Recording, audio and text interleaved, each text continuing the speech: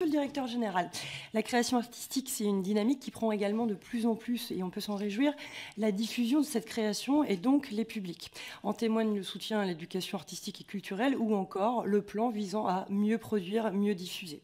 Afin de continuer le développement des arts visuels et du spectacle en France, le budget s'est profondément accru de près de 20% depuis 2017. Plusieurs centaines de millions sont venus soutenir avec le plan France Relance notre tissu créatif et artistique.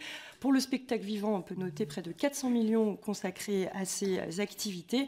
Et au nom du groupe Renaissance, nous tenions à saluer également les efforts réalisés par le Parlement ou par le gouvernement pour soutenir les artistes et les professionnels. Je pense notamment aux aménagements de l'année blanche pour les intermittents pendant la crise Covid. Un des secteurs majeurs de la création, c'est la musique, filière pour laquelle nous avions porté avec le groupe Renaissance un amendement au sein du PLF 2024 établissant une contribution obligatoire des plateformes de streaming pour le financement du Centre national de la musique, conformément à ce qui avait été annoncé par le président de la République le 21 juin. À ce titre, nous avons vu la reprise de cette solution par le Sénat et je voulais insister sur ce point qui assure un financement pérenne et équilibré entre spectacles vivants et musique enregistrée auprès du CNM.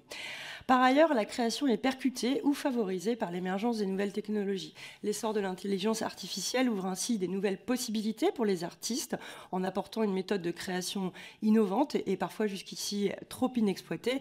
Mais ce processus de création soulève des questions juridiques et économiques au niveau du respect du droit d'auteur ou encore de la transparence algorithmique.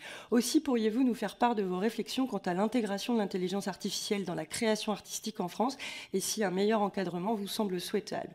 Enfin, je voulais parler aussi de la façon dont on peut démocratiser l'art dans les espaces publics, notamment par rapport au 1% artistique, c'est-à-dire cette obligation de recourir à une création artistique pour les constructions publiques. Ce dispositif est louable en permettant un financement des artistes et en ouvrant davantage les citoyens, mais n'est-il pas assez inexploité et comment le rendre davantage plus vivant en l'étendant à une programmation artistique et pas seulement à la réalisation d'une œuvre artistique statique? Je vous remercie.